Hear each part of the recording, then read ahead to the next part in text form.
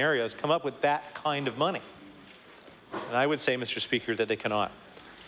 So, Mr. Speaker, we do need to give them tools, or the foundation's tools in which to come up with their obligations. But maybe, Mr. Speaker, even, we're asking the same person for money in two ways. We're asking it through their tax dollars to fund the health system, and then we're going back for a donation to cover our health system. And I would say that through this discussion, whether it be with the QE2 Foundation and those foundations that did come to visit caucus a number of weeks ago, or whether to read the comments on the Chronicle Herald under this item, people do, I think, look at this as a bit of a tax grab.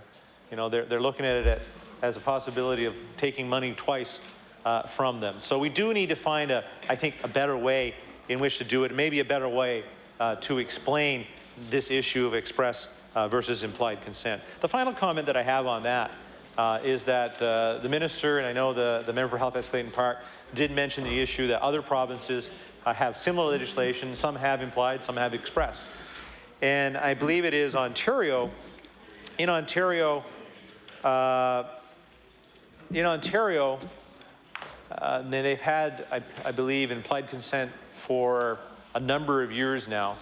I believe they've never had a complaint to the Privacy Commissioner. So it can't be all that bad if people have not complained about it as much. But I do think the foundations do provide a phenomenal amount of support to our hospital system when of course we need it. And I know the Minister of Finance doesn't have to go very far to understand the health deficit, or the health infrastructure deficit that we do have in this province, and the concerns that we have in trying to address some of them. And that deficit's in a lot of places. It's windows and doors and equipment and roofs and buildings themselves. Finally, Mr. Speaker, I think this is a very good step forward. I believe we need to get moving, of course, with the issue of e-record in a true way. We need to be able to find ways to help the practitioners understand the health status of all of our members of the population. My doctor and my specialists and my physiotherapist and my, let's go on, of all the health practitioners that touch our lives should have the same information, or at least a semblance of that same information available in a good manner. So the goal of this act is a very good one that I think is very supportable.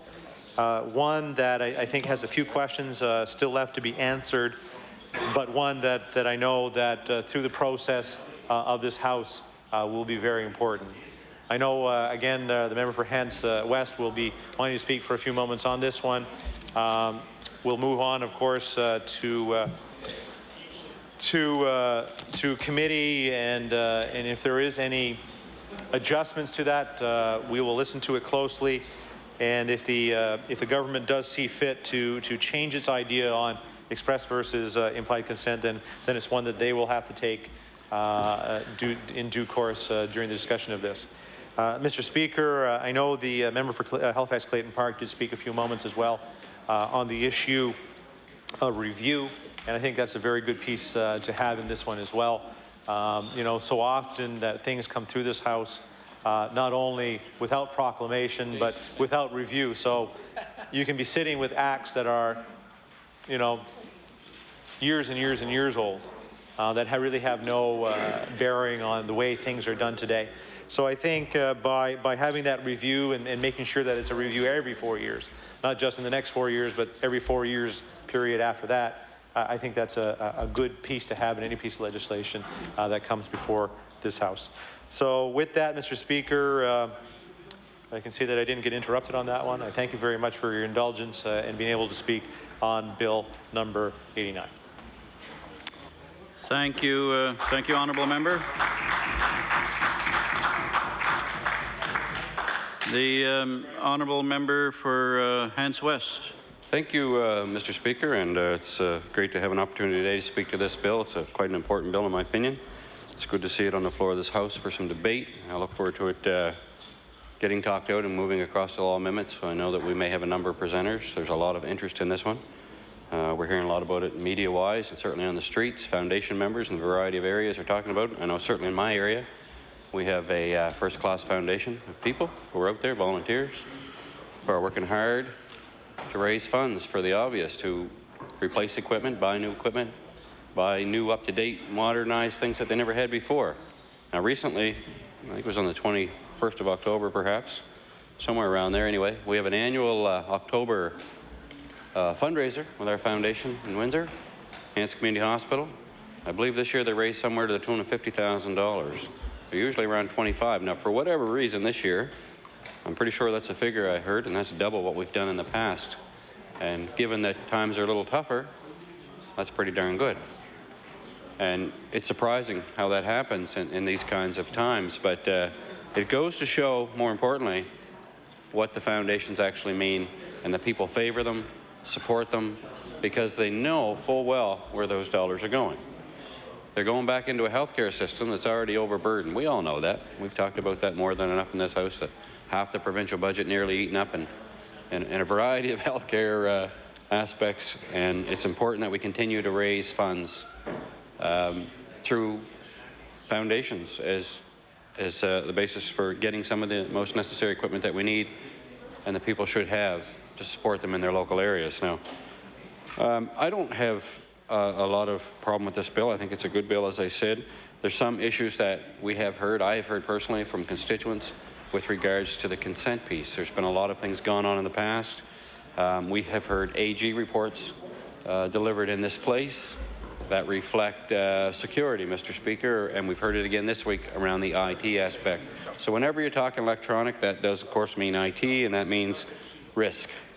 And we keep hearing about the risk. Now I did hear this morning, I was listening to Auditor General Mr. Lapointe on CBC talk to Don Connolly and so on and being interviewed, and it was interesting. One of the questions were asked, has he ever done the Department of Health? And of course, because of his staffing levels, he will say, we don't have the staff to go in there and really delve into that. But putting something like this forward may be of great value in the very near future to have that audited. Someone in his department, he or the minister, somebody will decide that perhaps that's a good idea. And we also know with a huge expenditure annually that it should be audited. Nova Scotians will certainly want to know what is going on within that department. They will more importantly want to know what is going on with the security aspect of all of this e-file, electronic access. We know there's been issues. I've had stories told to me by family members who have had injured parties come to the hospital in Halifax as an example. And before they ever saw a doctor, a specialist, or anything, a family member who works in the system was giving them all of the information, telling them the whole story before the doctor ever spoke to them. Now this person works in the Capital District Health, works in the hospital, has access, unfortunately, and I will say unfortunately because shouldn't have in my opinion, too much access. So it does show us that there's an issue with monitoring, with access, with security of these records. That is probably of the greatest concern when it comes to patient confidentiality and this bills, and it has been. That is a huge issue, and I'm sure if it's happened once, it's happened multiple times. I'm sure that's not something that's a once in a lifetime. We know that ethics is a big part of healthcare. I worked in the industry. I know many in this House have worked in the industry. They understand it, and it's like any profession, Mr. Speaker, ethics are a big part of what you do, especially in healthcare when you are talking about the confidentiality of people's rights, their medical issues, whether they be psychological, whatever. It doesn't matter what they are. It doesn't matter if I was in there for a broken foot. It really is irrelevant. That should not be anybody else's business. And unfortunately, we do know that that is not secure, and I do hope that that will be looked at, that will be enforced, and the power of this bill, there's a lot of strength in that. It is, as I said, one of the biggest issues, and ethics has to be part of that, and I don't know, there has to be another model to secure how people carry on their ethical nature, I suppose, and we put a lot of trust in people. They sign oaths and waivers, etc., and their own consents to not do certain things and not disclose all of these individuals' information, and so they should. Another part of this, as I said, back to the foundations, they're just doing absolutely great work. Now, a few years back, I know in my former business, there was a pilot at least, and I don't know if it's still going on or not, whereby patients, believe it or not, were being asked about organ donation. How is this different? Consent-wise, implied, expressed, all the legal jargon that goes along with that, and you almost got to be a Philadelphia lawyer to figure it all out when you really think about it. And the average person is not thinking about such things, I don't think, when they're being asked some of these questions. You're getting them at sometimes one of the lowest points in their lives. They're going through traumatic events and whatever it might be. I'm not sure the reaction of most in that pilot was fairly positive, but I think that there were a lot of denials in that as well, and it'd be interesting to go back and look at those numbers to see just exactly how that did result, to see whether more people turned it down or they said yes, we would consent. There would be a lot of data to take from that based on how they were asked, time they were asked, what the situation was traumatic-wise, medically, whatever it might be, age of family members. There's a whole variety of information you could get out of that. But it is important that we continue and allow foundations to do their work. There's no question about that.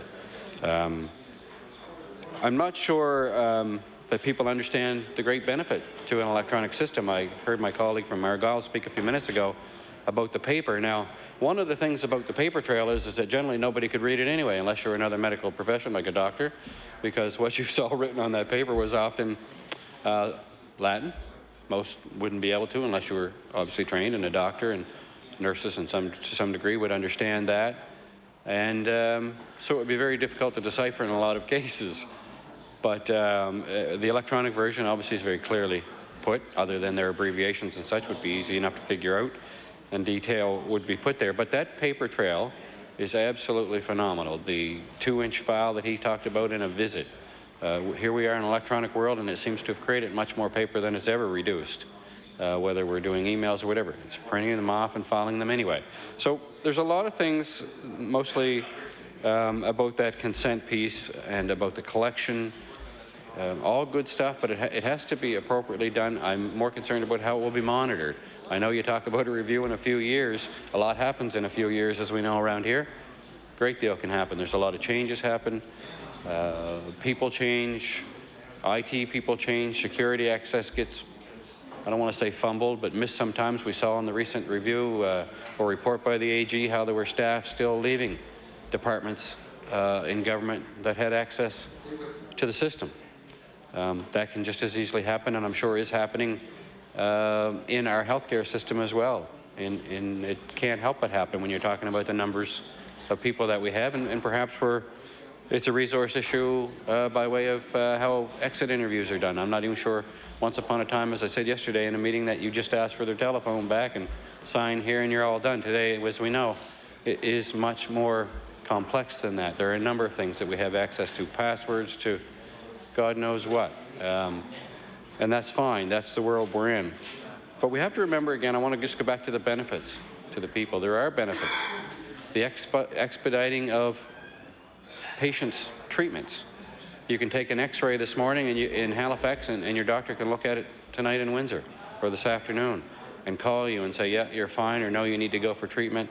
That's just one very small sample, Mr. Speaker. But we have to keep in mind, whether we like it or not, the wonderful world of technology is where we are and have been for a number of years, and it was only a matter of time before it hit the Department of Health and the floor of this House for a discussion like we're having today. So we have to really give a lot of thought to this, and I do hope that through law amendments that there are a number of presenters that will come and that will speak to both sides of it. I'm certain we'll have folks from the Foundation. Will we allow this to go farther than QE2? Will this be accessible outside? What about foundations perhaps in Yarmouth or in Cape Breton or wherever? How will they be affected? Will it be the same? One of our technical problems, as I was talking about a few minutes ago, we have computers that don't speak to the other computer, systems that are not compliant with others. Within departments, within government as a whole, we saw examples again in the AG's report how this is the case, it shouldn't be that hard. In all honesty, I know that's much easier said than actually put in place and maybe understood by many. Again, in a previous world, it was very technical, and I know my colleague from Sackville-Cobequid knows just exactly how we were on the leading edge, not the bleeding edge, but the leading edge of technology all the time, and that's changing annually. That's changing daily, weekly, yearly, and we were always updating to try to stay ahead of that. Very, very difficult to do, but when you're looking at 1,000 employees, there weren't too many issues if I look back, and we were able to stay upon that with a small team of IT people. Now, realizing there are a few more than 1,000 employees working in government, that's reasonable to think that, you know, you're going to need a good staff to maintain, to set a system up, and to manage it. All of these things are of great concern to the people that are calling me about the confidentiality of my records. It's one thing to be asked, do you want to make a donation when you're being checked into the hospital? That's only one piece of this. It's another to have the consent, or excuse me, to have your information being shared. I think that's really the biggest piece of this. And I just want to get that on the record, I guess, and stress that there are people that are coming in the door and calling that have concerns about the sharing of information. And I don't think it's that they don't want to do it. It's they want to feel that there's a comfort level and a security that all of the records aren't going to be shared, that employers down the road are not going to find out that, oh, I went to the hospital because I had this happen to me or that happened to me, and so on. It's important that we do that, Mr. Speaker, now and well into the future. It is vital that our confidentiality in this one area, probably more so than any other, be kept just that. Again, back to the ethics. We have to ensure that that piece is instilled in all of our staff who have access. And we have to make sure that our technical people are setting up, and I hope that this is part of this, setting up the different levels. Why does a ward clerk need access to page 3, 4, and 5 of my chart as an example? Perhaps they do need access to, obviously they need access to page 1 to chart me in and see my health card number and so on, if that's relevant. And I don't remember in all the years that I spent in healthcare that I've heard as much about the confidentiality piece of records. And maybe it's because everybody went to the doctor, their file always existed on the wall, and that big file along with everybody else's, and nobody ever saw it but the doctor anyway, and yourself on occasion if you asked to see it. We talked about or heard about fees being charged. You wanted a copy of your file? Well, that's not new. If you went into a doctor's office really and you asked for a copy of your chart, generally speaking, there was going to be a fee for that. Certainly that fee needs to be reasonable, and if it's not affordable for some reason or by someone, I'd like to think that that was being considered as well. And perhaps it will be and perhaps it won't be, but there will be times that I'm sure that that will happen also. But Mr. Speaker, again, there is a lot of benefit, I believe, in the e-file system, especially if we could clean up some of the paper and get that off of the tables and the walls and the files and the charts, and see great savings there. But there's a consistent application that has to take place, and we have to make sure that that is the biggest piece of this, and that disclosure of people's rights is of utmost importance. Mr. Speaker, there's probably a lot more time I could take on it, speak on this bill, and perhaps when it comes back across after there may be some potential changes, maybe there won't be, but I'm expecting likely there will. There'll be another opportunity to speak on this bill. So given the time this afternoon, I'm pleased to take just those few minutes and offer a few comments. And I'll thank you, Mr. Speaker, for that opportunity and the members' indulgence. Thank you. Thank you, honourable member. I'll now recognize the honourable member for Cape Breton West. And I am not going to be on my feet long. I've heard from all sides, and I've been listening intently, and it's very important what we're talking about here today. We're talking about making sure there's confidentiality, that things happen in a way that people can feel secure.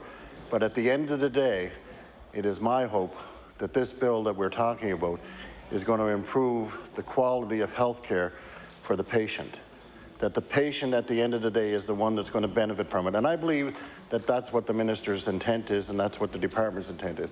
But I think sometimes we lose focus as members in this House of what we're supposed to be doing.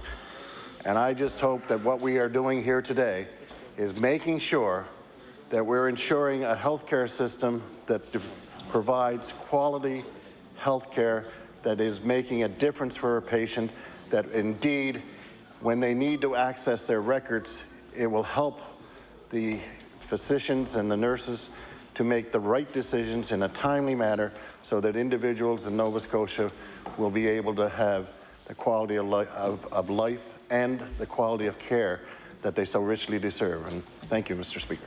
Thank you. Thank you, Honourable Member. If I recognize the Honourable Minister, will be to close debate on Bill 89.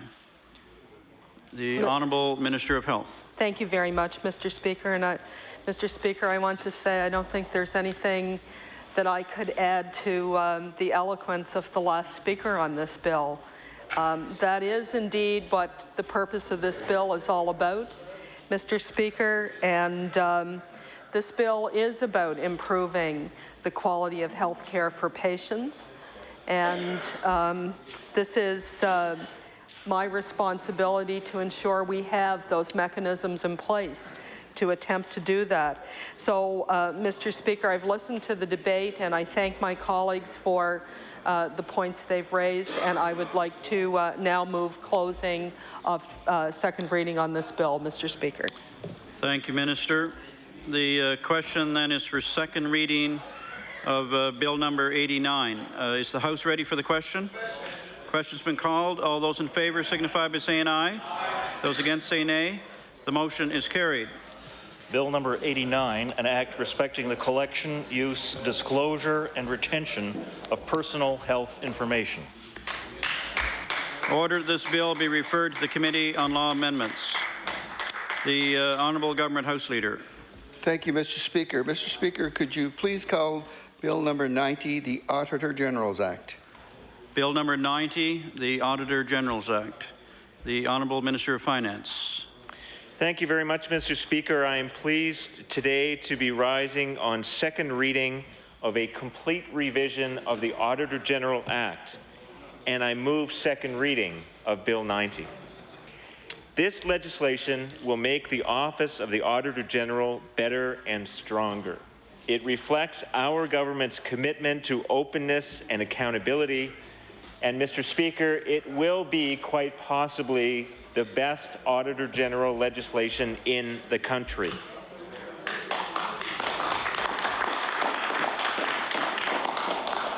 The process of developing this legislation started shortly after we were sworn in. There were a number of issues that had to be worked out, not all of them easy or clear-cut. A working group from the Civil Service and the Office of the Auditor General set to work, and the fruits of that collaboration are the bill that is before the House today. Mr. Speaker, given that this is a new act and not just an amendment of the old act, there are many improvements, both major and minor, over the old act. Now, of course, Mr. Speaker, as you have just reminded the House, second reading is debate in principle of the bill, so I will not at this point go over each and every section and describe the contribution that it makes to improving the function of the Office of the Auditor General, but I will talk, Mr. Speaker, about some of the principles that have animated this bill. The major improvements that members will see in the legislation governing the Auditor General are in the areas of access to records, independence of the office, and the mandate of the office. And I will now say a few words on each of those three each of those three headings. Mr. Speaker, on access to records, the proposed legislation facilitates the Auditor General's work by clarifying his authority to have access to important documents. The legislation says that the Auditor General can see whatever he wants to see. There are no restrictions, absolutely none. It is important, Mr. Speaker, to emphasize that the question with this bill is not about what the Auditor General receives, only whether or not it can be disclosed to the public. In the event there is disagreement as to what constitutes a privileged or confidential document, there is a process laid out in the legislation that will help us to come to a shared resolution. We fully expect that we will be able to talk through these issues and come to an agreement in any particular case. Where that is not possible, the matter will be referred to the Supreme Court of Nova Scotia. This improved access to information does not waive documents otherwise privileged or immune from disclosure. The content of confidential documents always remains protected. Mr. Speaker, confidential advice to Cabinet and solicitor-client privilege, to name only two examples, have been recognized in law as fundamental to the proper functioning of government and the legal system. It is critical that government be able to receive full and frank advice, both from civil servants and from lawyers, and have the opportunity to engage in critical debate in order to make strong, well-informed decisions, Mr. Speaker. Mr. Speaker, the members opposite say that is a departure from my previous position, and I can say, Mr. Speaker, that that member is absolutely wrong. Mr. Speaker, Mr. Speaker, the member is absolutely wrong, and I do appreciate the opportunity to remind the House of what the position of myself and this party was. We always accepted that documents were subject to solicitor-client privilege and public interest immunity, Mr. Speaker, and that member will not find one single example, Mr. Speaker, where we did not take that position. The problem that we had pointed out with the previous government, Mr. Speaker, is they were casting the umbrella too wide, and they were claiming protection for documents that ought not to have been covered by that umbrella. Mr. Speaker, the second key point in the legislation has to do with the independence of the office. Mr. Speaker, this bill clarifies and extends the institutional independence of the Office of the Auditor General. There are, for example, provisions dealing with his hiring, dismissal, and pay. There is a new provision dealing with the way the budget of the Office of the Auditor General is approved. It will now go to a committee of the House for examination and recommendation to the government. There are also new provisions concerning the way the Auditor General staff is hired and paid, and the extent to which government policy and procurement rules apply to his office. All of these provisions are designed to ensure the Auditor General's independence. Mr. Speaker, and finally, I would like to say a few words about what the bill says about the mandate of the Office of the Auditor General. The previous legislation was in some respects unclear regarding the scope and mandate of the Auditor General. This bill should put an end to questions about where the Auditor General is permitted to go. There is, for example, a new definition of auditable entity, which is quite a bit broader than the old definition of agency of government. It puts to rest any question, for example, about whether the Auditor General can audit a trust, the House of Assembly, or organizations that are contracted to deliver government services. For example, the Auditor General may now follow public money into the hands of funding recipients who are not themselves part of government. This, Mr. Speaker, is a new provision. The Act also lays out in sections 18 to 24 all of the elements of the Auditor General's mandate. Mr. Speaker, I'm pleased to inform the House that all of these amendments were developed in consultation with the Auditor General's office, and it is our understanding that he is satisfied with this bill. Finally, Mr. Speaker, I would point out to the House that this legislation will come into force as soon as it is approved by the House and receives royal assent. Mr. Speaker, in summary, we are pleased to be introducing a complete revision to the Auditor General Act that reinforces the independence, the powers, the authority of the Office of the Auditor General, which will help all Nova Scotians hold their government to account. Thank you, Mr. Speaker.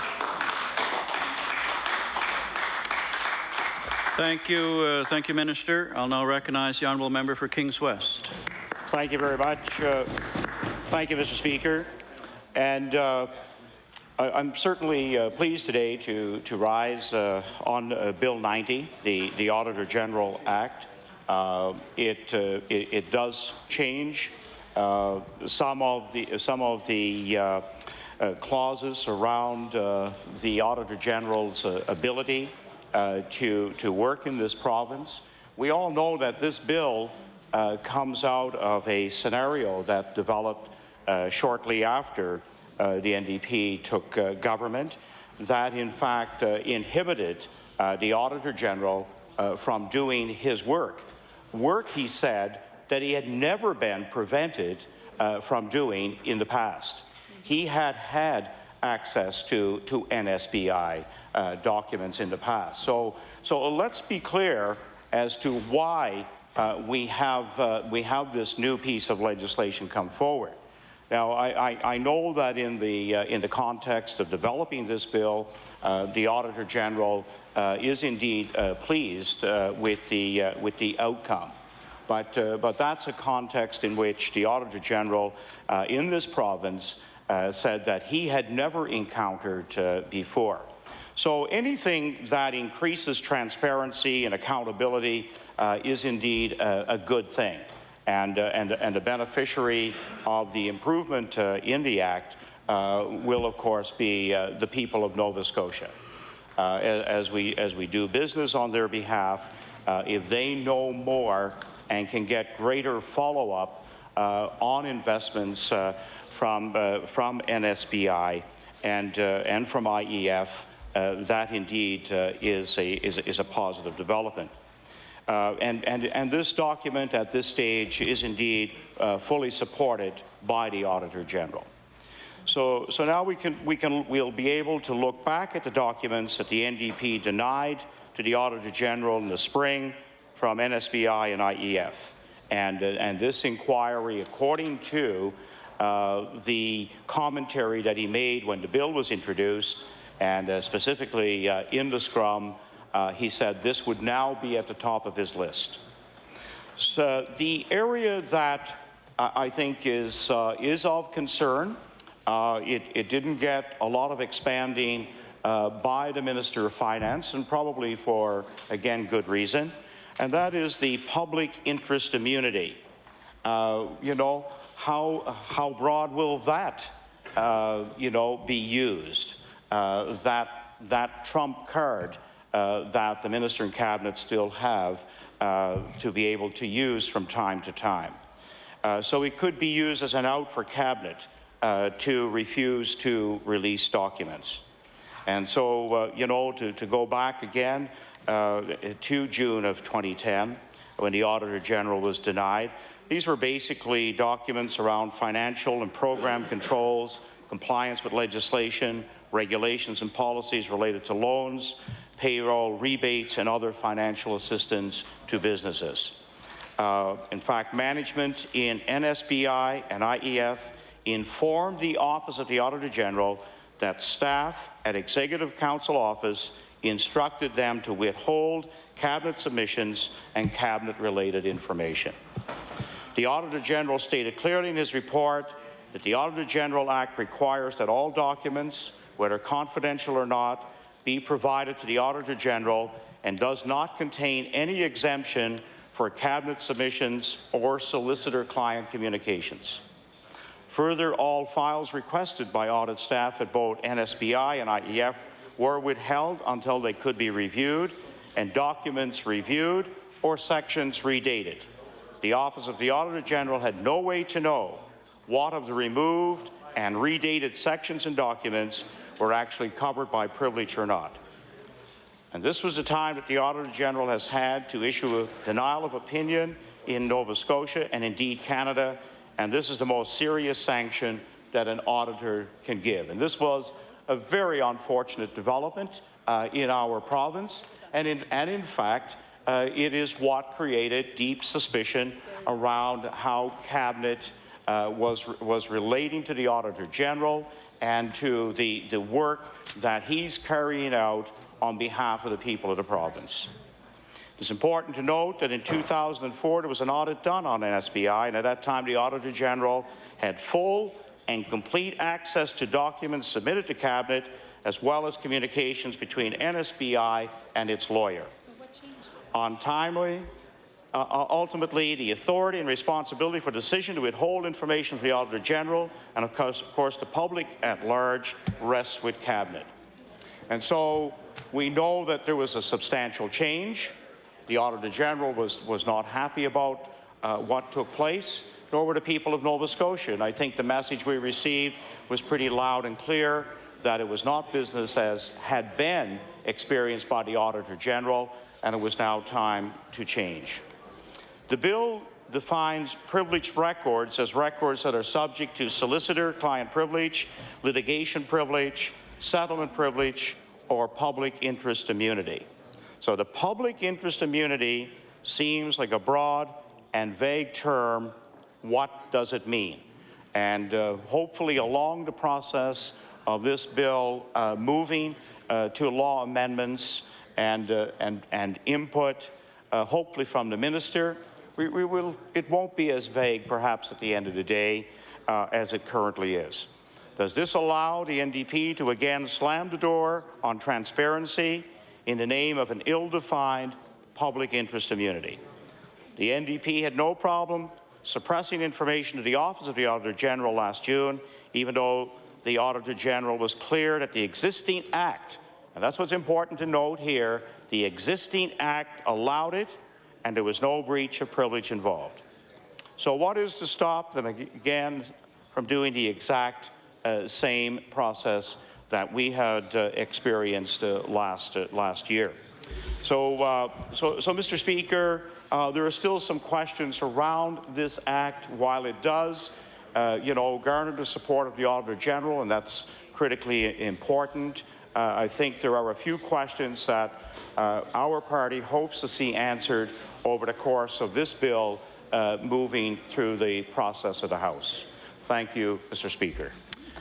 Thank you. Thank you, Honourable Member. The Honourable Government House Leader recognized on introduction. Thank you, Mr. Speaker. Mr. Speaker, in making this introduction, these folks are in your gallery, and it's because of a great deal of pride of the deal that was signed today. But, Mr. Speaker, I speak probably more emphatically as a grandson of Newfoundland grandparents, so it certainly gives me great pleasure to introduce the Honourable Cathy Dunderdale, Deputy Premier of Newfoundland and Labrador, and who was spectacular in her support of Nova Scotia in moving this program forward. Mr. Speaker, could you please welcome Minister Dunderdale?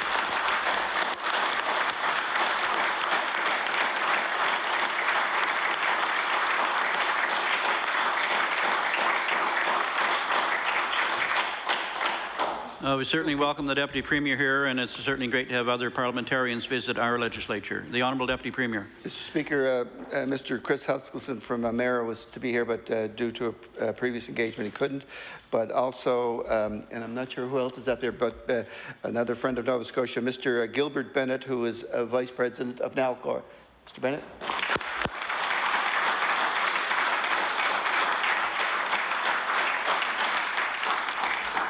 Thank you, Deputy Premier. I'll now recognize the Honourable Member for Inverness. Thank you, Mr. Speaker.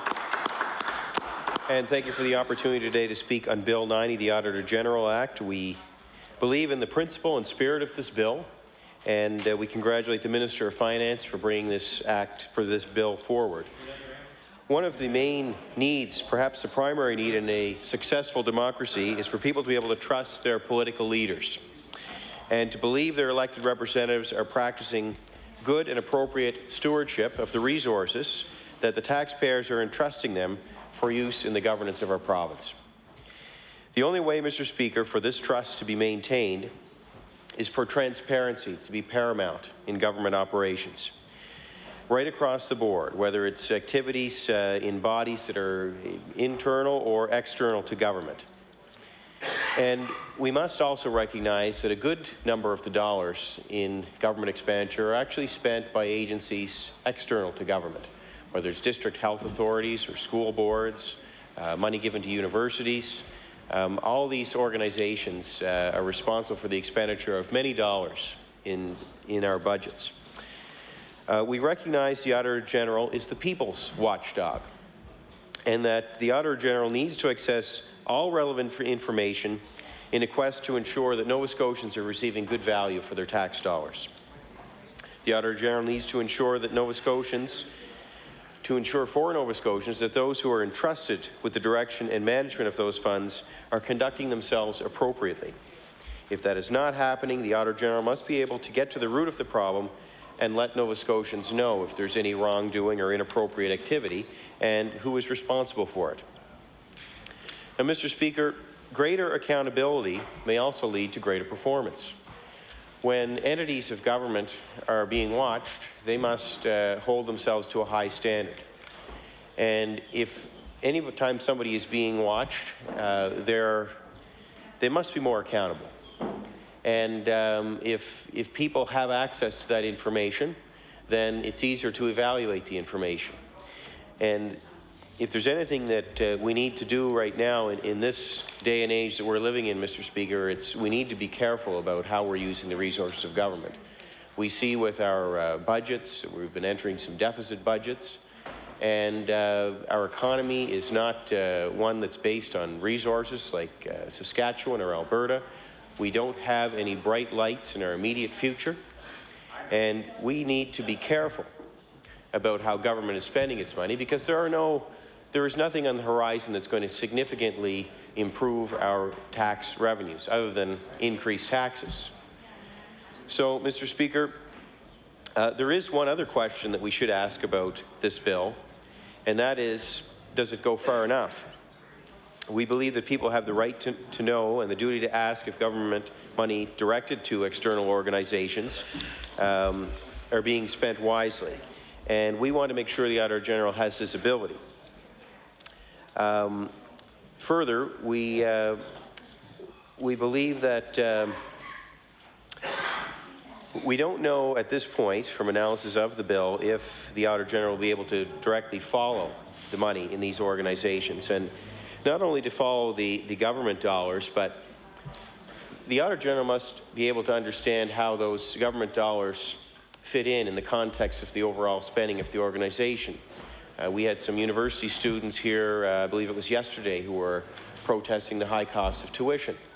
Well, a good portion of universities, their funding for their operations comes from government. $450 million in our annual budget as of last year.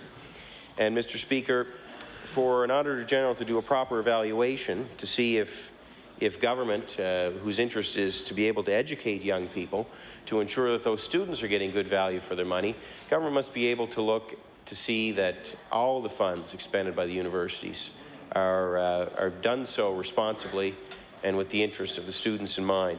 And that's just one example. There are many examples that we could speak on, but suffice it to say that is a good example.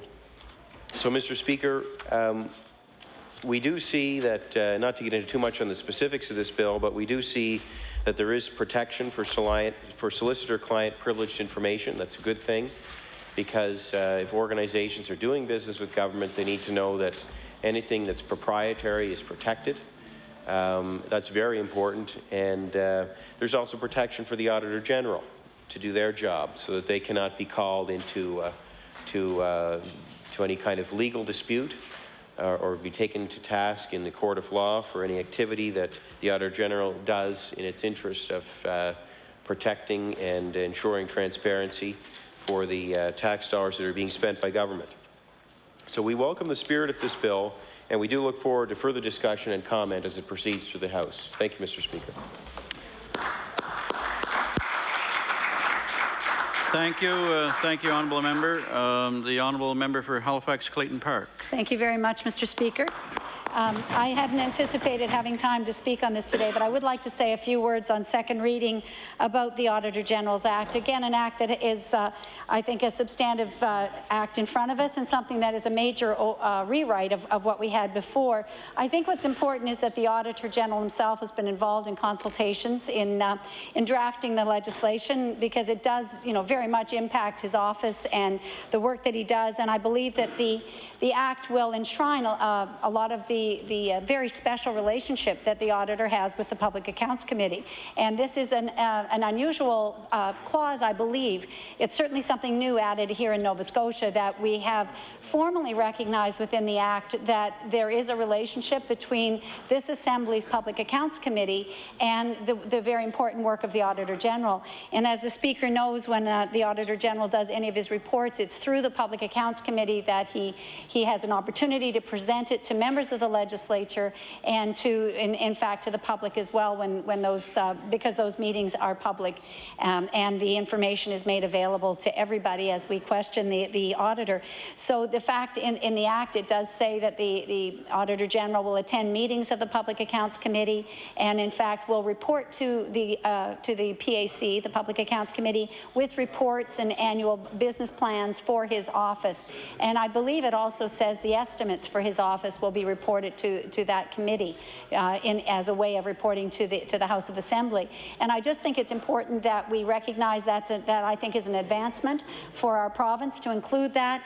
And really, Mr. Speaker, the reason I wanted to rise is because I'm chair of that committee, and I feel that the work of the Public Accounts Committee is so extremely important for the oversight and control of monies that are spent here in the province, looking for performance and outcomes that show that the work of the province in all of the departments and agencies is actually creating a better province and is being well spent as far as it can be. We're getting the best results possible. And the Auditor General is very much a part of that work, because the Auditor General's work helps to guide the Public Accounts Committee and in terms of the work that we've done. I know there's a number of members on the government side who have sat as chairs of that committee, and they very much appreciate the close relationship. And in fact, it's a relationship that I believe needs to be nurtured and strengthened in this province, so that we can actually strengthen our Public Accounts Committee to do even more in terms of value for money and the sort of investigations, in a sense, that we can do, because there's an avenue or an opportunity for the Public Accounts Committee, working with the Auditor General, to actually make our own separate recommendations that can even further the work of the Auditor General. And in some other jurisdictions, that's happening on a regular basis, that in conjunction with hearings with the Auditor General, a Public Accounts Committee, which is made up of it used to be equal members of all three parties, no longer. It reflects the composition of the House, so I have to remind myself it's 5 members of the governing party and 2 members each from the 2 opposition parties at the moment. But if there is common ground there to see that we ask departments or agencies to give more information to the Public Accounts Committee, that can be done, and I would like to see us move further in that direction in the years to come. But I think this Act before us, which I believe is Bill 90, is a good step in that direction, because it provides a legislative framework for a closer relationship with the Auditor General and members of the Assembly through the Public Accounts Committee. So I wanted to mention that, and to certainly lend my support to an Act that the Auditor General himself has said has been crafted very much with his input, and he is happy with the content of it.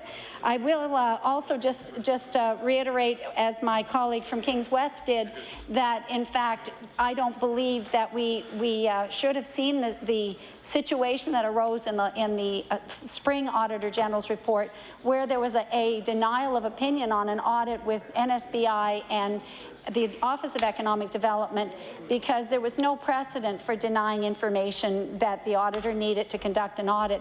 And the fact that the auditor had to say, because he had access to none of the files on the loans and guarantees that had been given to companies, he was unable to conduct any sort of an audit, and they had to leave in frustration from that assignment. And that was after a fair amount of toing and froing and trying to negotiate and be diplomatic, and having staff assigned to that audit who in fact their time was wasted. Adjourn. Yes, certainly. Mr. Speaker, I've been asked if I would adjourn debate. I believe we may be ready to proceed to some other business of the House. So I would like to adjourn debate on Bill 90. Okay. Thank you. Thank you, honourable member. Motion to adjourn debate on Bill 90. Is it agreed? All those in favour signify by saying aye. Those against say nay. The motion is carried. I believe we're ready then to start oral question period.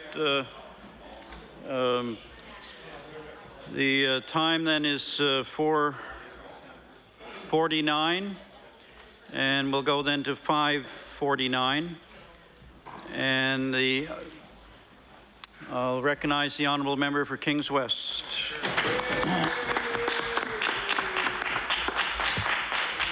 Thank you, Mr. Speaker. Mr. Speaker, yesterday Berwick received the news that over 300 people would lose their jobs, and it's really just the beginning of the challenge before the community and those employees. Nova Scotia is already suffering from an unemployment rate of nearly 10%. Mr. Speaker, and this news is going to have a particularly devastating effect on the community of Berwick. Over 300 jobs, Mr. Speaker, not to mention the economic spin-offs of this industry in Berwick and the surrounding communities will simply disappear. Mr. Speaker, this is another example of the failed policies, the NDP chasing businesses out of the province. My question to the Minister of Economic and Rural Development, how many other industries will have to leave? How many other communities will have to suffer the devastation before this NDP government implements a rural economic development plan?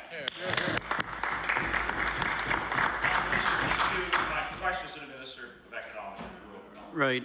Okay. The Honourable Minister of Economic and Rural Development. Thank you, Mr. Speaker. Mr. Speaker, as I said yesterday, it's a hard blow for any community in Nova Scotia to lose jobs. But, Mr. Speaker, I will also point out that this government, since June of 2009, has maintained maintained or created in the province of Nova Scotia well in excess of 1,700 jobs, Mr. Speaker. Mr. Speaker, one of the things that's always impressed me, and I've visited Berwick, Mr. Speaker, many times, and one of the things that always impressed me about Berwick, and I spoke to the mayor yesterday, Mr. Speaker, was Berwick was one of those communities, and is one of those communities in the province of Nova Scotia that the people have worked hard and continue to work hard. This is a huge blow. I'm confident, Mr. Speaker, that together with all parties working together, all levels of government, we will help Berwick get through this crisis. Thank you. The honourable member for Kings West on your first supplementary. Mr. Speaker, Larson's had to close where they would locate their consolidated operations. We found out yesterday that a good part of the operation will move to Moncton. However, because of the poor economic policies of government, the choice to live and work in Nova Scotia puts you at a disadvantage. The NDP hiked the HST. Power rates are going up. The gas tax is one of the highest in the region. Our corporate taxes are the highest in Atlantic Canada. And obviously the minister didn't read Stats Canada October report because we lost 8,600 full and part-time jobs.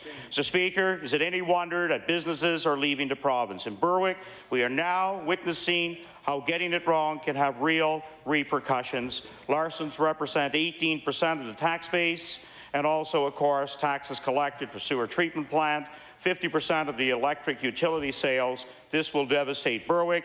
My question to the minister, where is the minister's plan of action? The Honourable Minister of Economic and Rural Development. Thank you, Mr. Speaker. Mr. Speaker, despite what the member may think or say, I believe, and certainly this side of the House believes, that Nova Scotia remains a good place for companies to locate. We will continue to work with companies and organizations throughout the world because we are in a global competitive market, and we will maintain that effort to maintain good jobs here in the province of Nova Scotia. I might add, Mr. Speaker, with respect to Maple Leaf, it's that, and I want to make sure we get the facts right. they are not moving because of the conditions that exist in Nova Scotia. And in fact, those conditions that attracted them to Nova Scotia many, many years ago still exist, if not even better. They are leaving because of the global market, because of the type of work that they're in. We have a hog industry in Nova Scotia that's non-existent now. It wasn't competitive for them, and there was nothing, Mr. Speaker, that this government, and I would say that any government, could have done to make Maple Leaf stay in the province of Nova Scotia. Mr. Speaker, the residents of Berwick know that. I know that, and I'm sure the member opposite knows that as well.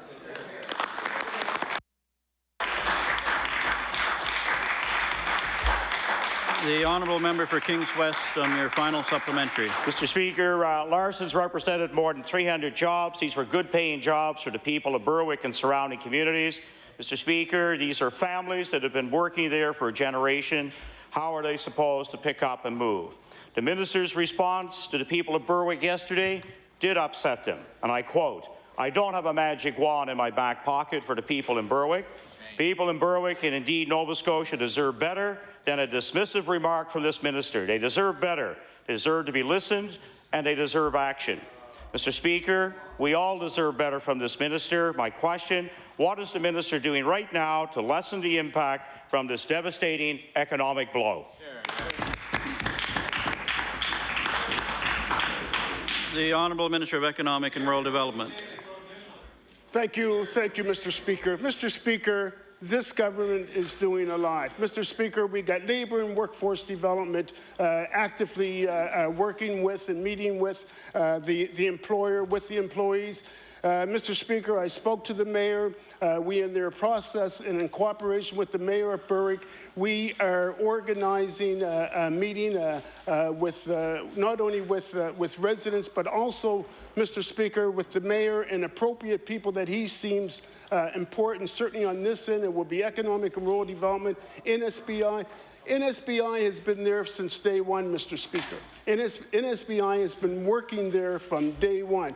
Mr. Speaker, there was nothing dismissive about what I said yesterday, and it's unfortunate that a member in the House would get up and make false statements like that, Mr. Speaker.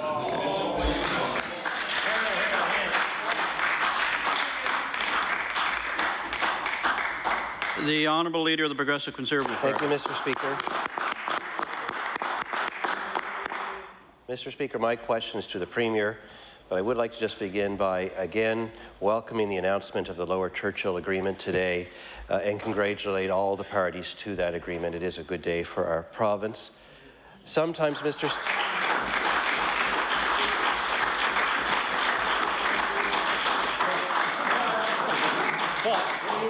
Sometimes, Mr. Speaker, in opposition, it is appropriate to support something that goes right.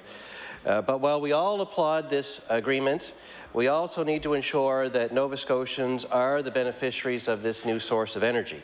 And so my question to the Premier is, what will he do to ensure Nova Scotians get the maximum benefit from this new source of power and ensure that Nova Scotia doesn't become just a pass-through province? Thank you. The Honourable Premier. Thank you. It's a great question, and I hope you think there's a great answer. In fact, the way that the contractual arrangement will work is that Nova Scotia will get a guaranteed base load of 170 megawatts that will come in directly. It will be load shaped. In other words, we will be able to demand it when we need it most, which means, of course, we get the maximum benefit from it. Of the other 330 megawatts that comes into the transmission system, we are able to take from that as we choose, based, of course, on the market price. If it is decided that that is not to be used here in Nova Scotia and passes through, then Nova Scotians will receive a toll on the transmission that will then be used to underwrite the rest of the system and thereby further strengthen the overall transmission system and, of course, the rates in the province.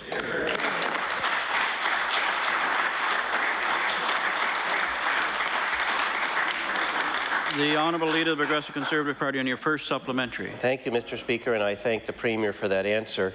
In exchange for that 170 megawatts that the Premier is referring to, Nova Scotia Power or Emera will pay approximately $1.2 billion in upfront costs. That is the amount that will go into the rate base that calculates Nova Scotia's electricity prices. So my question to the Premier is, what effect will this deal have on Nova Scotia power rates, and what role will his government play in ensuring that Nova Scotians are protected?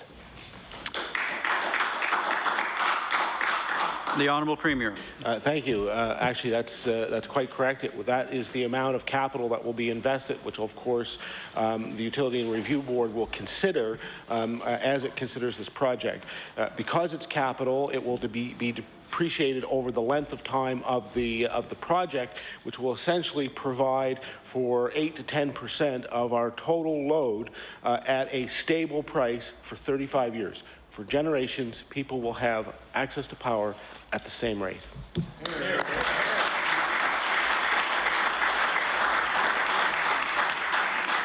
The Honourable Leader of the Progressive Conservative Party on your final supplementary. Thank you, Mr. Speaker. My final question. The true economic benefits of this agreement will only ever be realized if it's part of a comprehensive economic development strategy, a strategy that we have not yet seen from this government. So my final question to the Premier is, where is the government's economic development strategy for Nova Scotia? Is it a secret plan, or does it not exist at all? The Honourable Premier. Well, there are actually two answers to this, so I guess you can take your pick. The first answer is that the overall economic development strategy, which has been developed in concert with the advice that we have received from the business community here through the Premier's Council, is due to be released very shortly. So you'll have access to that. And the second part of the answer is this: that in addition to the agreement for the purchase of power, we also entered into an agreement with the government of Newfoundland, government to government, for the distribution of benefits on those projects. So that means, for example, how we get access to all of the work that takes place on the sites, construction, maintenance, engineering, etc., and also how Nova Scotians and Newfoundlanders will have access to that part of the project that is wholly owned by Emera on our side. So the overall economic strategy that you've asked about takes place both with respect to this particular mega project itself and with the benefit of having lower power in the region over those years to come. Thank you.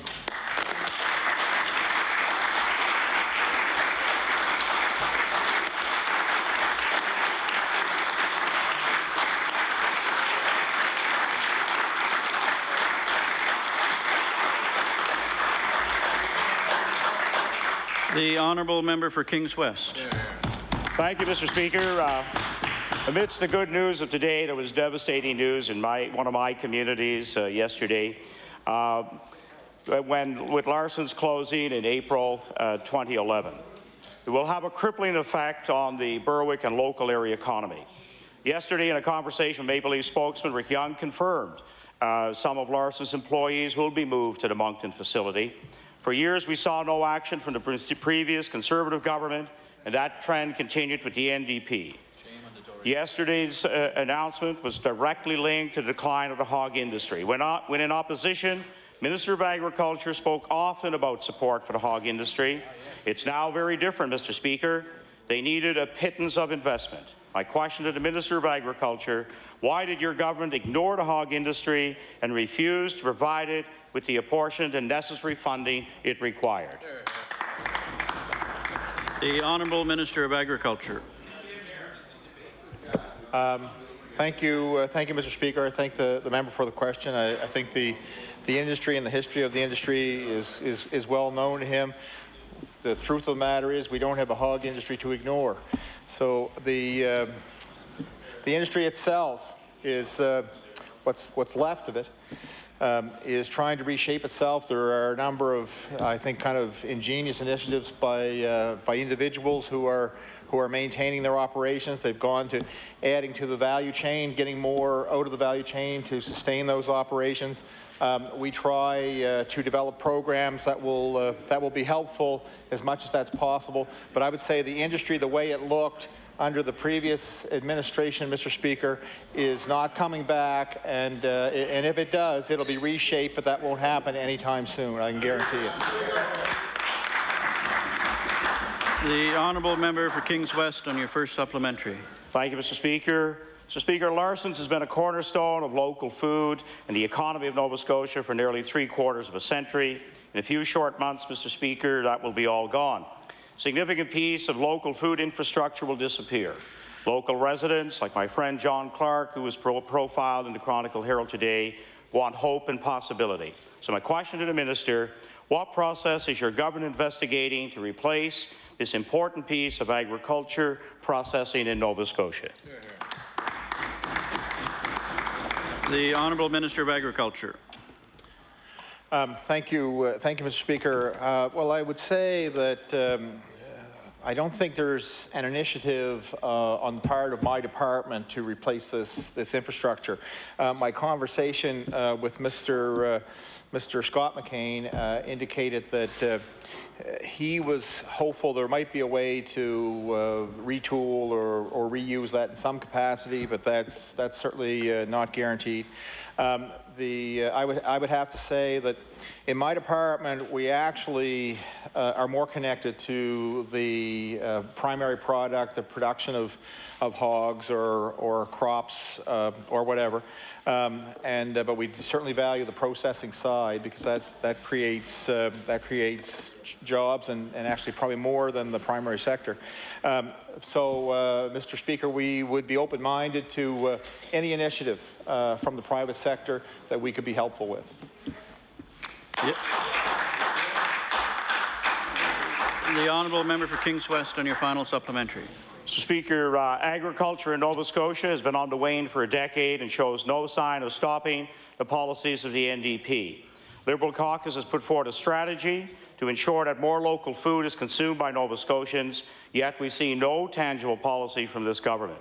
They have no plan for local food. They have no plan the crushing blow Berwick and the agriculture community received yesterday.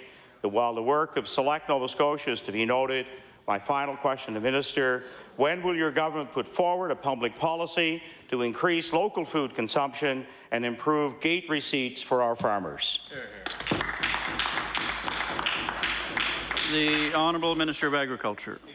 Thank you, Mr. Speaker. Well, the policy to increase local consumption is an ongoing one. It's not going to start up at some future date. It's been going for some time. The member would be naive to think that even as that program continues, that will necessarily mean higher returns to producers, because those in supply management certainly might see that, but they have control of their marketplace under a quota system. So for those who do not, Mr. Speaker, we work to try to help them be innovative, to try to get more dollars out of the value chain, and we will continue to do that.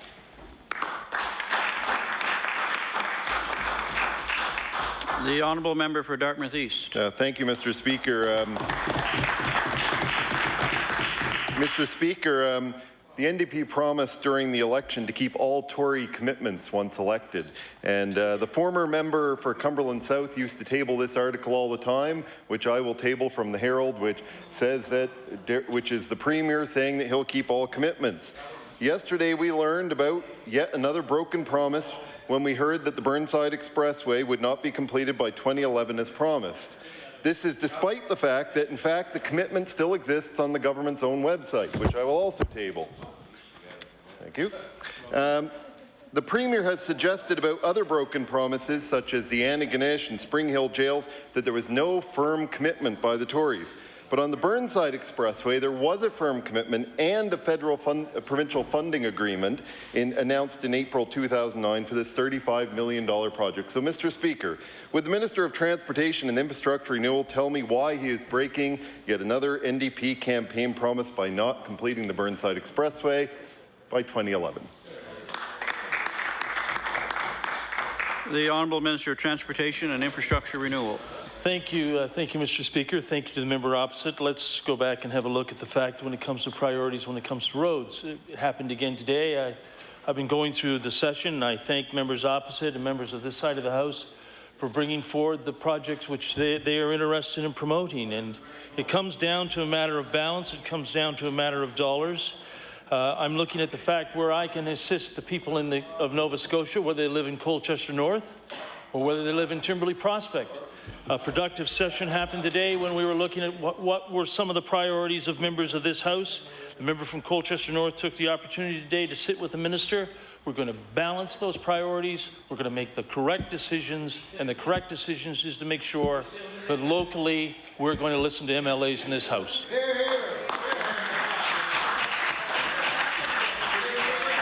The honourable member for Dartmouth East on your first supplementary. Well, Mr. Speaker, the fact is the minister may not wish to believe it, but the Premier committed during the election that he would honour all commitments, and I will now table a letter from the Atlantic Gateway Council dated this morning confirming that there was a federal provincial funding agreement in place and a commitment to complete the project by 2011. And I will also table a background document from the Transport Canada, also dated April 2009, outlining the project as one of the funded projects for Nova Scotia with a federal contribution of $17.5 million. Mr. Speaker, with the project not moving ahead in 2011, the federal government staff confirmed this morning that Nova Scotia may lose this funding and actually have to compete against other provinces for this money.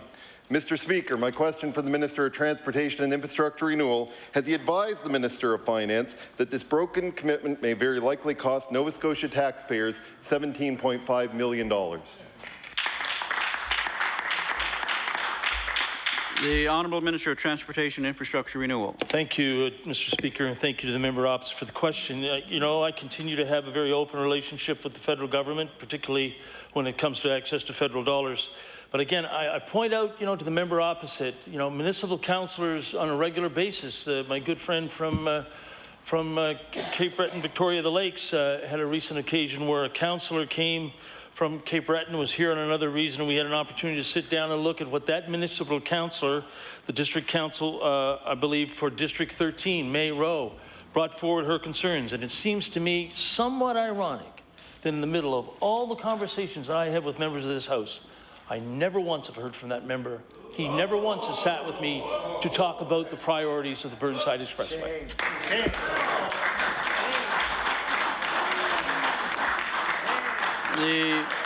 The honourable member for Dartmouth East on your final supplementary. Well, Mr. Speaker, I'm glad he would bring that up because, Mr. Speaker, the fact is that the Premier committed that all projects that were committed by the previous government would be lived up to. And this was announced, it was in writing, it was announced by the federal and provincial government, and the NDP member for Dartmouth North also committed it would be done. And during the election, the Premier committed that they would be done. So I'm just wondering why he would require a member from another riding to come forward and remind him that there's already a commitment in place. Mr. Speaker, maybe, I don't know how he's going to make up this $17.5 million. Maybe the Minister of Finance would like to add another point on the HST to make this one up too.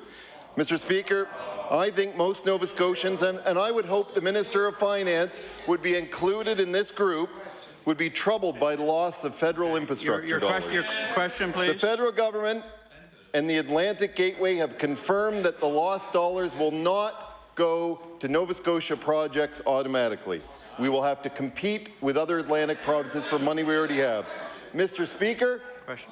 And it's a bit rich, for given the length of the answers that we get from the other side, Mr. Speaker.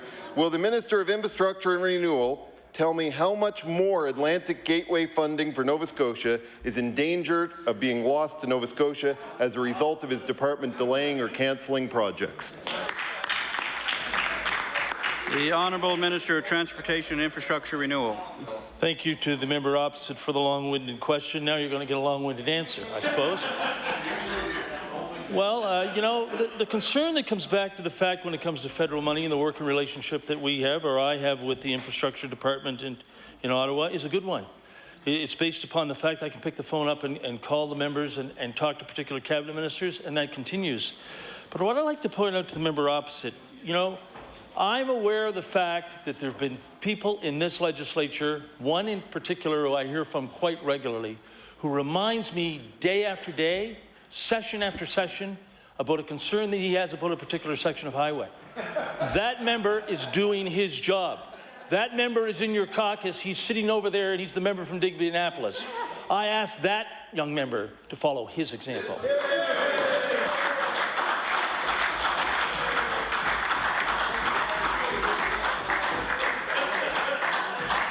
Order. Order. Order, please. Order. The Honourable Leader of the Progressive Conservative Party.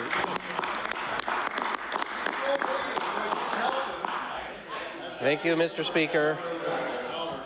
My question, Mr. Speaker, is to the Deputy Premier and Minister responsible for the Treasury Board. Yesterday, the Auditor General released his report. It contained information gathered in the spring and summer of 2010. It found problems in the Department of Community Services. It says the Treasury Board did not cooperate with the auditors. It says 1/3 of last year's recommendations weren't followed up on.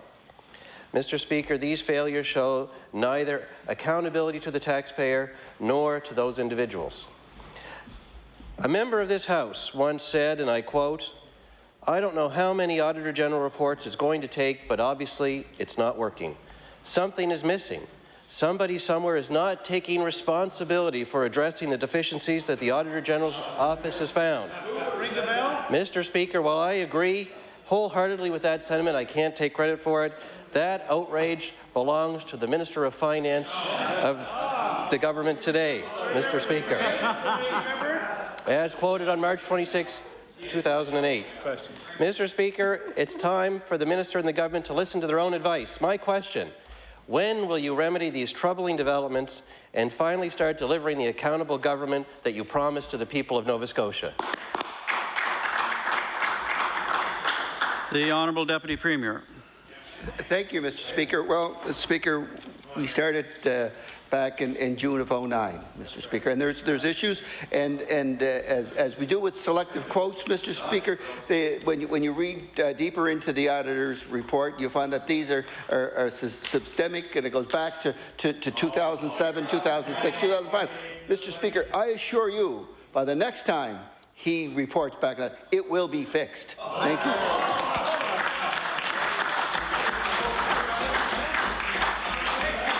The Honourable Leader of the Progressive Conservative Party on your first supplementary. I hope the Minister has his audit pencil out, because we'll be watching for that next year, Mr. Speaker. That is an answer. Also contained in the Auditor General's report were updated financial indicators for our province.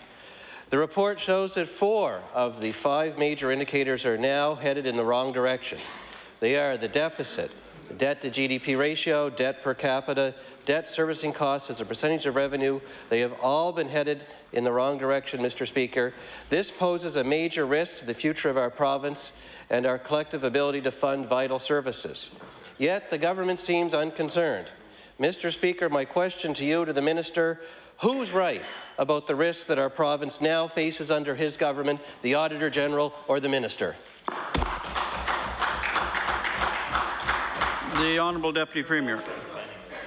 Well, Mr. Speaker, at best he's misrepresenting, but Mr. Speaker, it's when he's talking about direction, Mr. Speaker, that debt ship was a very large ship to turn around. It was a ship that we had to throw the old crew off of, Mr. Speaker. It is now being captained by a new Premier, Mr. Speaker. We're turning it around, and it's going in the right direction. And I tell that leader to stay tuned. The Honourable Leader of the Progressive Conservative Party on your final supplementary. All I know is the Auditor General says we're now going in the wrong direction. The Minister says he believes we're going in the right direction. We'll see who Nova Scotians believe as we go forward. Mr. Speaker, at every opportunity, including right now, the government has tried to blame others for its own financial incompetence. Their policy of higher deficits and higher taxes rests squarely on their shoulders, Mr. Speaker. Unfortunately, they continue to attempt to blame others for their own bad behavior. On page 119 of his report, the Auditor General says, and I quote, "The deficit of $329.6 million as restated for the year ended March 31st, 2010 is the first deficit of the decade." Mr. Speaker, my question to the Minister, who is right about when the deficits really started, the Auditor General or you?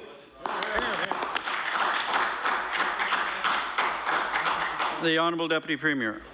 Mr. Speaker, I hearken back to a job I had back probably in the early 70s as a debt collector, Mr. Speaker. And what you find out from people that are in debt, it takes a while to really find out where the debt began. Mr. Speaker, this is where this began. Of systematically kind of playing silly games with the purse, Mr. Speaker.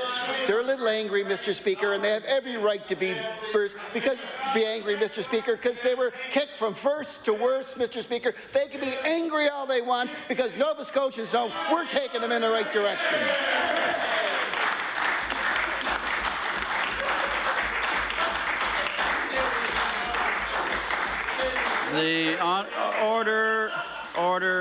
Order, please.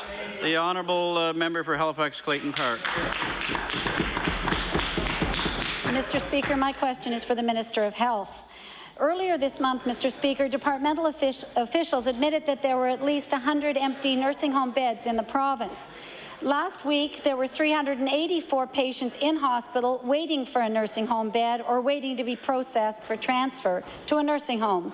This clearly shows that the situation is urgent to place those people who are in hospital waiting desperately to get into the nursing homes into those facilities.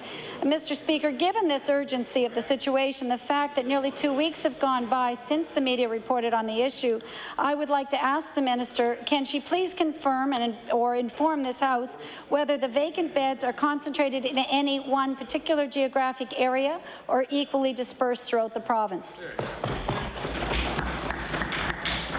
The Honourable Minister of Health. Thank you very much, Mr. Speaker, and I'd like to thank the member for the question.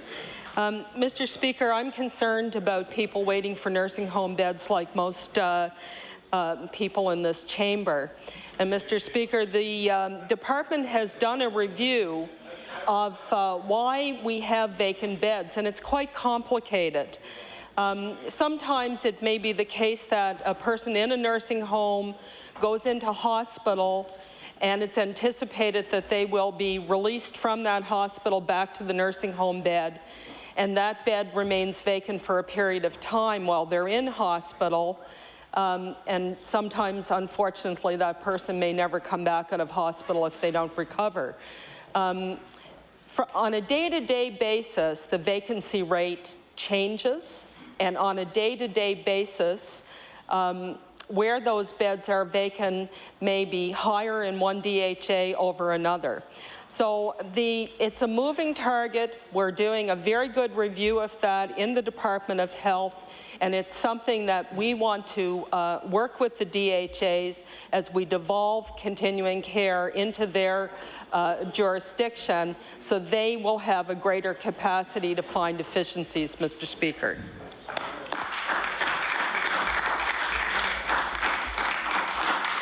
The Honourable Member for Halifax Clayton Park on your first supplementary. And thank you, Mr. Speaker. And the Minister has pointed out that it is a complex problem. There's a lot of different reasons, but the departmental officials are indicating that everyone has a responsibility to play in the problem that's developed. It's the DHAs, the homes themselves, and yes, even the Department of Health.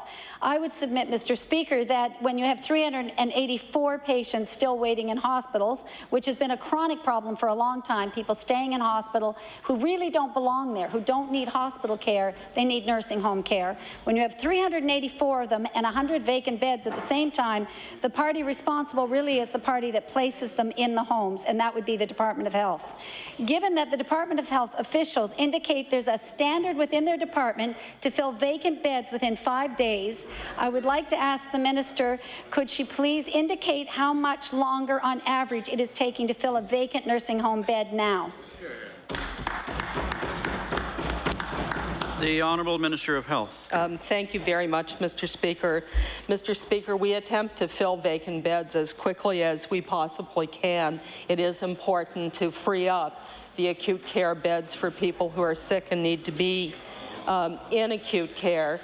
Mr. Speaker, one of the other difficulties we have with respect to the vacant beds, of course, is that we do not move people long distances for nursing home care.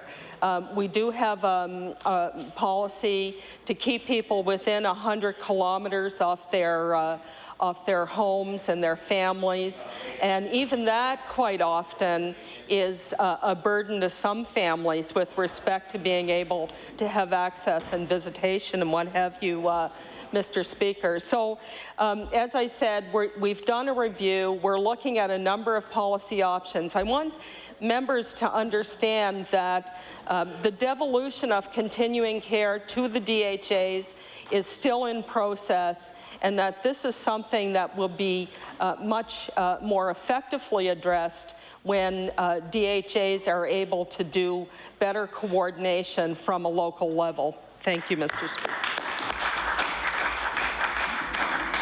The honourable member for Halifax Clayton Park on your final supplementary. Thank you very much, Mr. Speaker. And again, reading from the media report on this problem, one of the issues raised was the fact that nursing homes are paid regardless of whether there is a person in that bed or not. And that may have taken away one of the incentives to keep the flow of people into beds that become vacant. And I think that there's a tremendous cost associated with having empty beds at any time. And if we're paying for them regardless, if we're paying for the capacity of the home, regardless of whether it's at full capacity, that does bring into question how we're managing the whole process. And Mr. Speaker, right now we're looking at weeks more before anything's going to be done. And I am very interested to ask the minister again if she could table for us in the House the exact information showing which nursing homes have vacancies, and if she would do that by the end of business on Friday. The Honourable Minister of Health.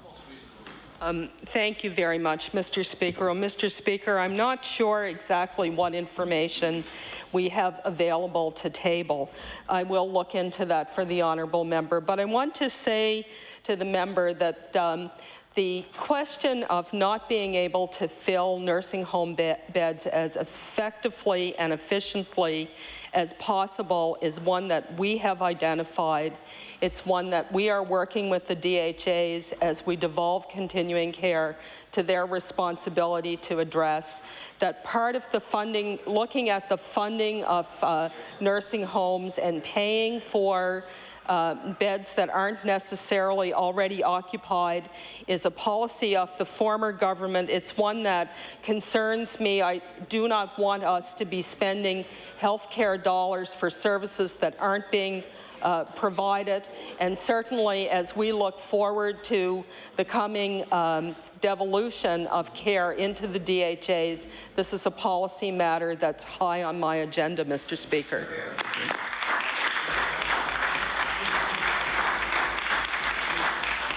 The honourable member for Inverness. Mr. Speaker, my question is for the Minister of Finance.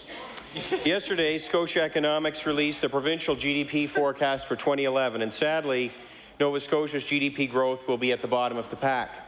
CFIB's business barometer recently indicated taxation was a top concern among small business owners.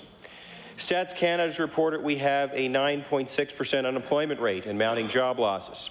So, Mr. Speaker, the only category that this NDP government seems to be able to lead in is the category in Canada of being the highest taxers of people. What further economic proof does this government need to understand that deficit spending and the corresponding high taxes that is required to finance that are hurting our economy? The Honourable Minister of Finance. Thank you, Mr. Speaker. I do very much look forward to receiving questions. I don't get very many, so I really appreciate the ones that I do get. I'm still looking forward, though, to ones that are based on accurate facts, Mr. Speaker. Mr. Speaker, look, the whole country is just coming out of the worst recession since the 1930s. It's not very difficult to find a statistic here or there where we're not leading the country. Why don't they ever cite the stuff like we're leading the country in retail sales? Why don't they ever say we're leading the country in new vehicle sales, Mr. Speaker? Why don't they ever say, Mr. Speaker, that we were in second place last year in economic growth in the entire country, Mr. Speaker?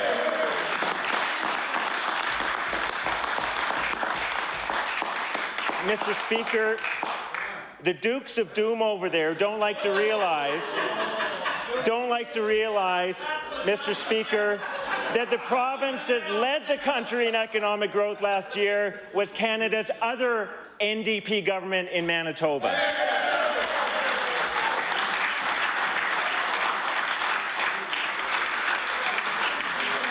The honourable member for Inverness on your first supplementary. You know, Mr. Speaker, if we have to talk about facts, Mr. Speaker, one of the challenges this province has that this minister has not recognized is that we don't have a cyclical economy here. We have a very defensive economy, and we are going to lag in growth with the rest of the country. But if the minister wants to look at facts, I thought maybe I should draw his attention to page 119 of the Auditor General's report. Now, we just had a bill in this House that's going to create a new act for the Auditor General. So obviously the members opposite have great faith in the Auditor General and they trust the Auditor General. I wonder, Mr. Speaker, if they would trust him when the Auditor General says that the deficit of $329 million for the year ended March 31st, 2010 is the first deficit of this decade. So, Mr. Speaker, to my question, when Nova Scotia lags behind other provinces and countries in GDP growth, so does their standard of living. We cannot expect families to have greater take-home pay when our province produces less growth than any other. To the minister, in what sectors of the economy over the next 10 years do you see our productivity growth coming from?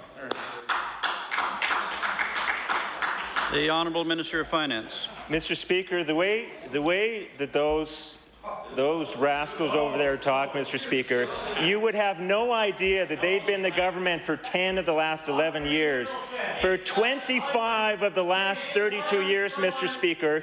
Now, Mr. Speaker, Nova Scotia, over the last 20 years, has had the lowest average GDP growth in the country, and Mr. Speaker, and they were the government, Mr. Speaker, for 13 of those years, and that crowd over there was the government for another 6, and we've been the government for 1 of those 20 years, Mr. Speaker. We know that that crowd and that crowd left us in a deep hole, Mr. Speaker, but we have the best plan, the best premier, and the best team in the country.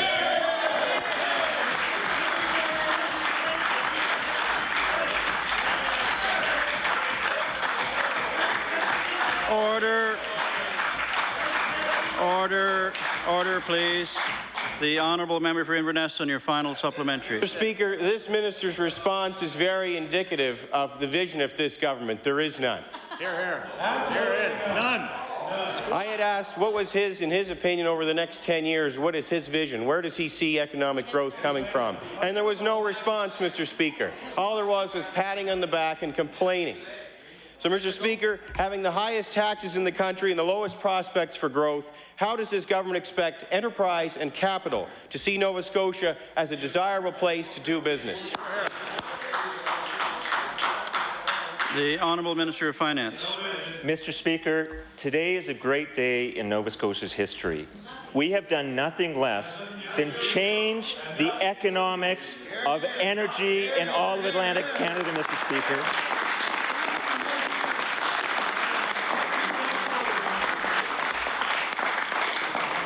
This is going to change the fundamentals of the economies of Atlantic Canada and especially in Newfoundland and Labrador and Nova Scotia, Mr. Speaker. And the least that could happen on this great day in our economic history is the princes of pessimism over there could crack a smile and recognize that it wasn't them who did it, it was us.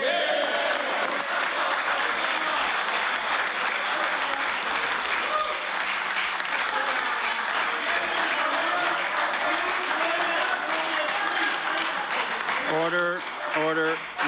The honourable member for Cape Breton South. Thank you, Mr. Speaker. Well, the Minister of Finance got 2 of them to stand up over there anyway. Mr. Speaker, last Friday, the Minister of Education went to Cape Breton and met with local school board representatives. And Mr. Speaker, the meeting ended without a solution for Holy Angels High. The only thing announced, Mr. Speaker, was a committee for further study. And, Mr. Speaker, I'm not sure why a committee for further study was needed, but however, can the Minister of Education inform this House and all those concerned the names of those on the committee, and have they met yet? The Honourable Minister of Education.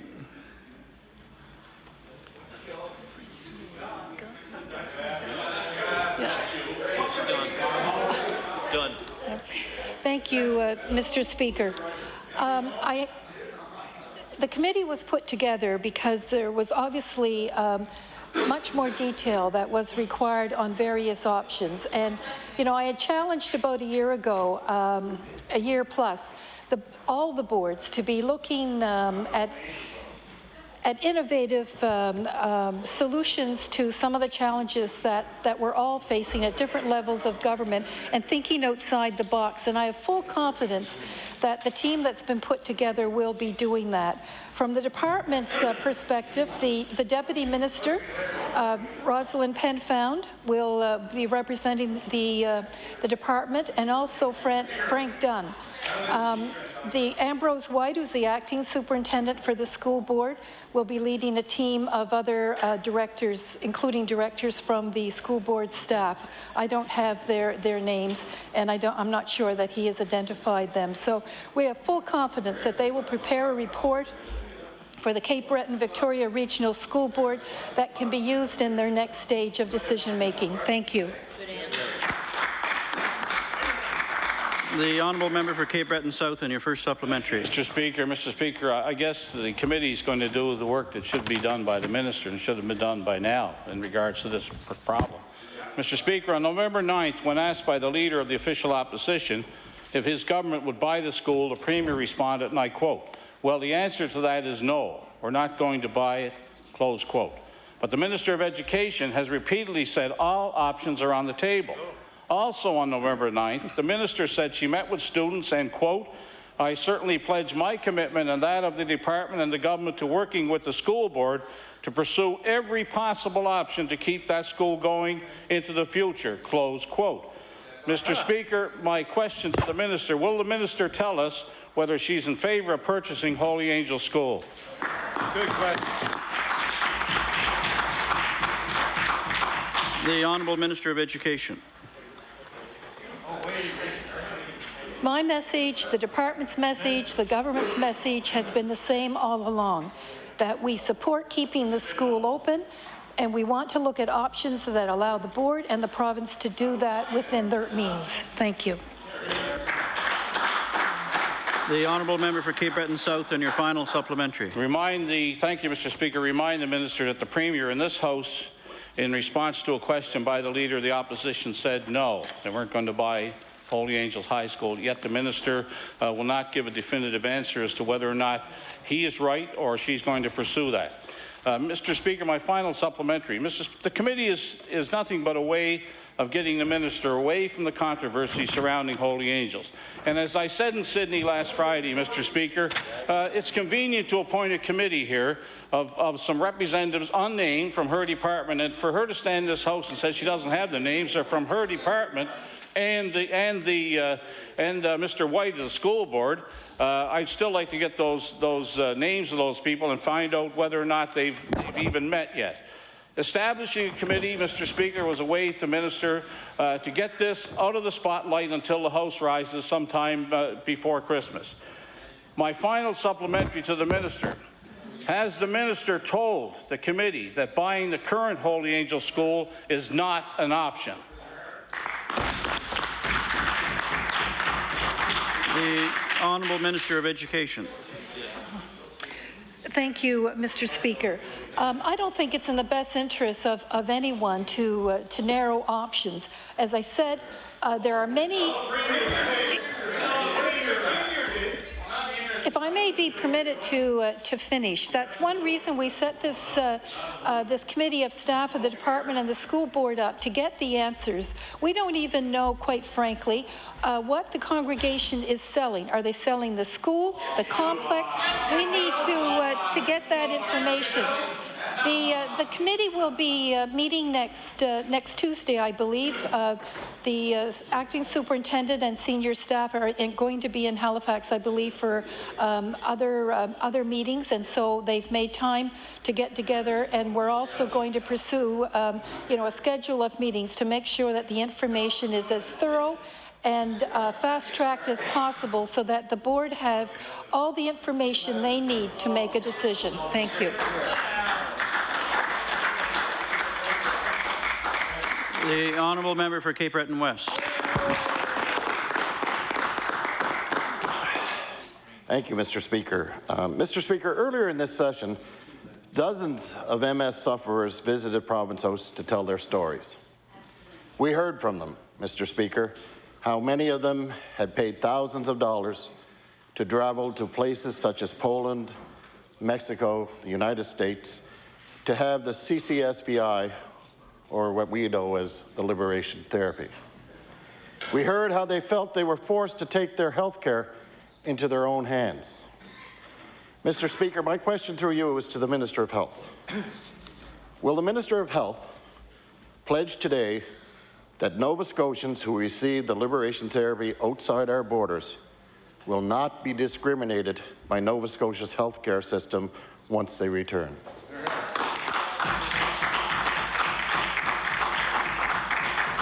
The Honourable Minister of Health. Thank you very much, Mr. Speaker. Mr. Speaker, it's a question that really doesn't even have to be asked on the floor of this legislature, Mr. Speaker. Mr. Speaker, the physicians and the other healthcare providers in this province are very professional, they're very ethical. Anyone who requires health care, who comes back from these medical tourism kinds of ventures and is in need of health care in this province will definitely get it, Mr. Speaker. The honourable member for Cape Breton West on your first supplementary. Thank you very much, Mr. Speaker. And Mr. Speaker, I believe that the minister speaks with conviction when she makes this answer. However, earlier this week, there was a story in the media from the MS Society of Canada. And in it, they said they have heard reports of some Canadian patients, not necessarily here in Nova Scotia, who have needed aftercare and couldn't get proper follow-up treatment. And Mr. Speaker, I will table a copy of that media report. Mr. Speaker, through you to the Health Minister, and I believe she's sincere when she said that people don't have to worry. My question to her is, have you had that communications with Doctors Nova Scotia and others that are the ones that are the first-line healthcare providers?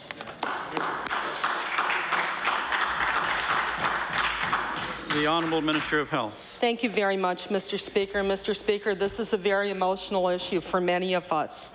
Mr. Speaker, it's been very difficult to watch people who are so desperate for an effective treatment go outside of our country to get a treatment that's not approved and not tested yet. And Mr. Speaker, we know that people are coming back and they are having complications. There are reports, I'm following these reports very carefully, not only in the media, but through talking to our medical specialists here in the province. And Mr. Speaker, I can assure members of this legislature and the public that our specialist community, our MS practitioners and our other practitioners are there to provide services to anybody in this situation who develops complications as a result of any of the procedures that they may have outside of this province. That is not in question, Mr. Speaker.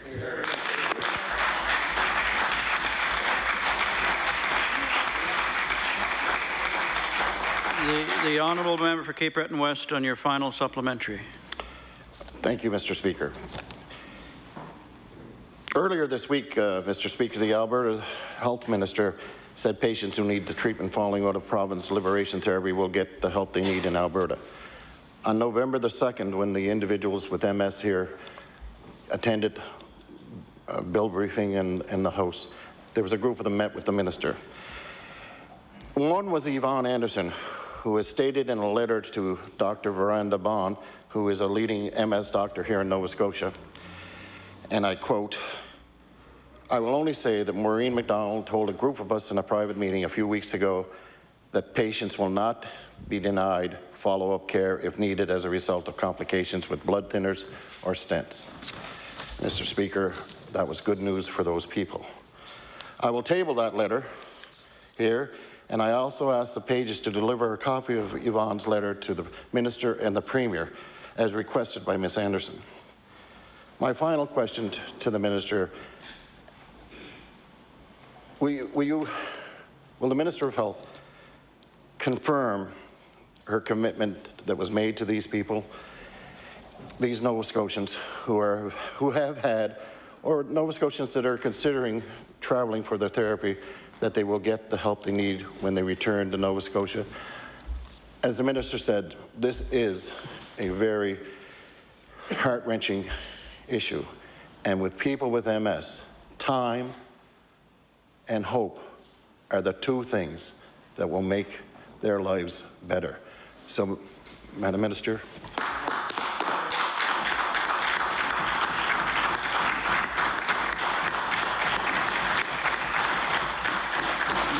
The Honourable Minister of Health. Mr. Speaker, I have asked in my department, what is it that we need to be doing for people who are coming back from having this procedure if they develop complications? And the advice I've been given, and I encourage all members here to pass along to those members of our constituencies who are contacting us, is that you need to continue to be followed up by your MS specialist in this province. And if you do develop complications and you're having any difficulties, you need to get to an emergency room. You need to use our EHS service. You need to take advantage of the programs we have if you feel you will not be turned away. Mr. Speaker, I'd like to use this opportunity, though, to remind members of this House that Dr. Zamboni himself, who pioneered this treatment, is encouraging MS patients all across the world not to engage in medical tourism. It makes it extraordinarily difficult for the specialists in your home community and the physicians in your home community to know what occurred during your procedure and do medical follow-up. And so we really need to be cautious in how we use this treatment. This is why we have research projects underway now to provide us with the information that will help us understand the risks associated with this treatment and the effectiveness of this treatment. Thank you, Mr. Speaker.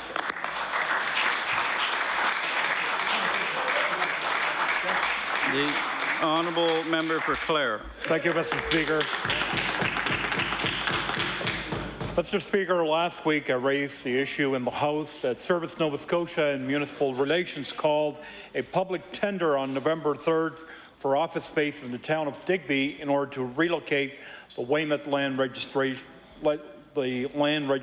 office. When asked why, the minister told us it was, and I quote, to make sure that we centralize our services and meet the needs of Nova Scotians and to provide good services for the people of Nova Scotia, end of quote. Well, Mr. Speaker, in Digby County, this is not the case. The land registration office is already located in the middle of the county, which makes it centralized for all our residents in the county. So my first question to the minister is, why is the minister determined to penalize the people of Clare who are living on the far end of our municipality and force them to drive over 90 kilometers in order to access services of the new proposed land registration office located in the town of Digby? The Honourable Minister of Service, Nova Scotia and Municipal Relations. Thank you very much, Mr. Speaker, and thank you for the question. There's other issues around our relocation, and we are centralizing our services.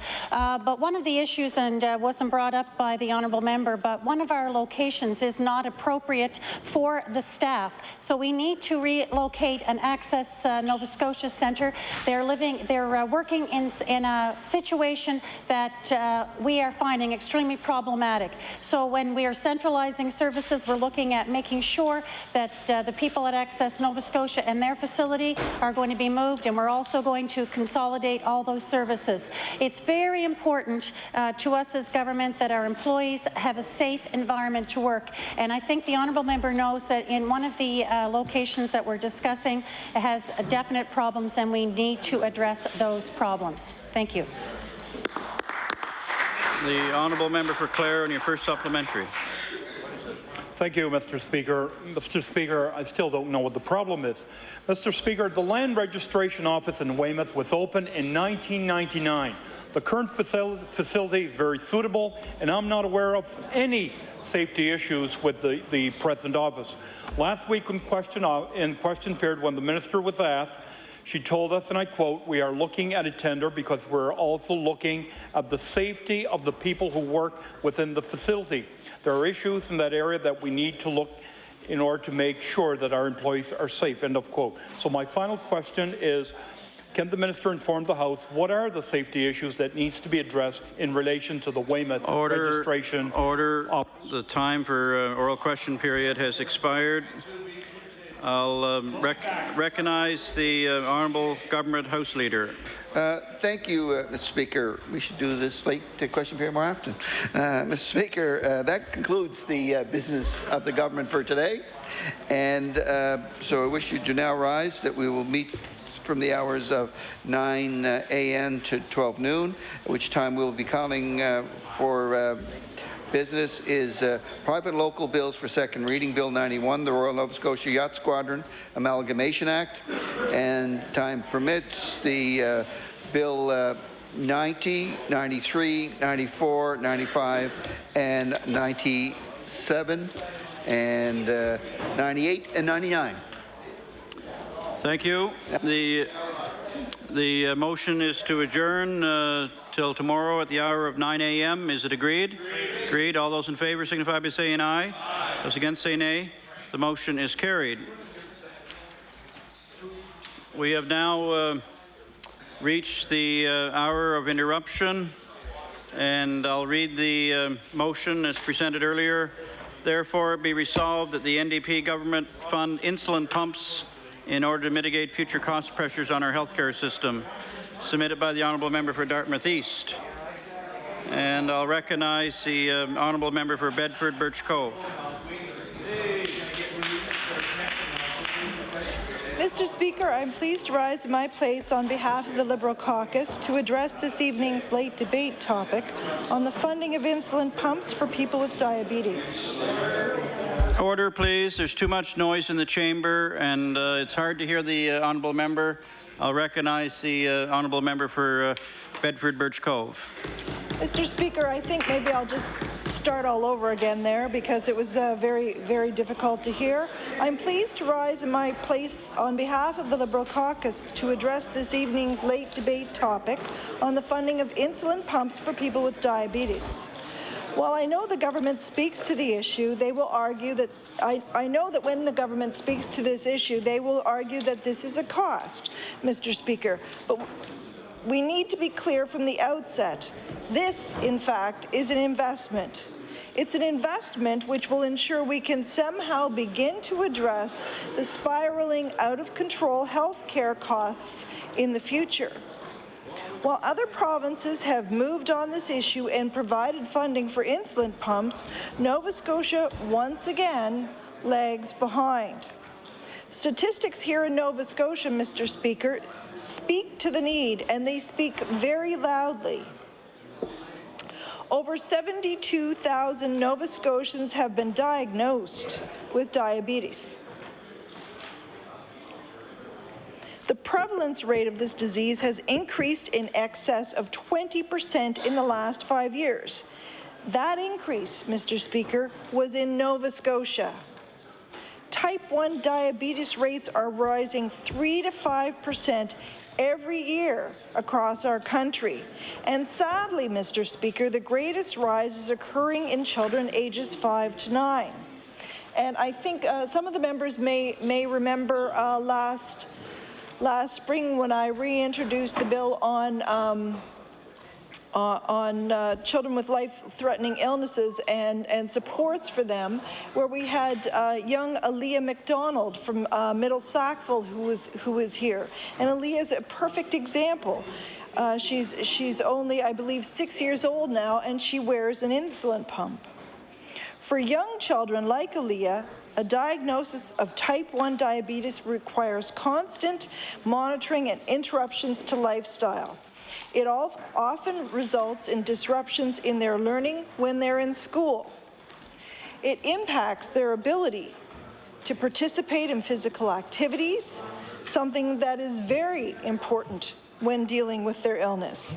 And in fact, sometimes what we're finding is that people who are dealing with them think that they're not supposed to have exercise. In fact, they need that too.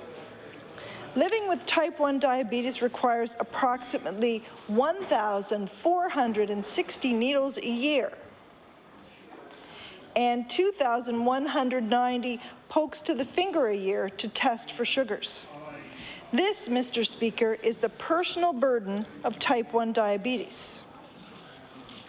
But that's not the only burden that diabetics face.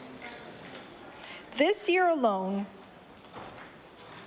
diabetes will cost our national health care system $12.2 billion, representing 3.5% of the public health care spending. Data will confirm that people with diabetes visit physicians more often, are hospitalized more often, and require more medical procedures than the rest of the population. Type 1 diabetes is the leading cause of kidney failure, which of course results in the need for dialysis. It causes adult blindness, stroke, heart disease, nerve damage, and amputation, all of which comes with significant price tags to treat. Now, pumps do away with the cost of needles. They deliver insulin at a steady rate, and that can cut down on kidney disease and amputations. So one can see very quickly the value of investing in an insulin pump. Now, Mr. Speaker, the government has the opportunity to start with baby steps if it so wishes. Because many private insurers fund insulin pumps, the public system could pay for pumps for those who do not have access to private insurance coverage. And we know, Mr. Speaker, there are a lot of people like that in our province. Oftentimes, Mr. Speaker, those families without insurance coverage are those most directly impacted by type 1 diabetes. The government could also follow the examples of other jurisdictions and start a program that provides coverage for only those under 18. And I had referenced little Aaliyah McDonald. Earlier this year, I had the opportunity to present an award to her at her school. It was from the Diabetes Association, and they named her a hero for her courage in dealing with this and also in being an ambassador for this organization. And if you ask little Aaliyah and you say, "Can I see your pump?" she'll show you immediately. She has no problem with that. And Mr. Speaker, some guests have arrived. We started a little earlier than we expected today. So I would like to introduce two folks who are intimately involved in this. Marilyn Holm, who is the Atlantic Regional Manager of the Juvenile Diabetes Research Foundation. Marilyn, if you would like to stand up and receive the warm best wishes of the House. And also Stephen Beamish. No, Jay Cassivi, who is a volunteer with the Juvenile Diabetes Research Fund, and Jay has a daughter with type 1 diabetes. If you would please stand up, Jay. Thank you for coming. has the potential to offer both the short-term and long-term cost benefit to the province.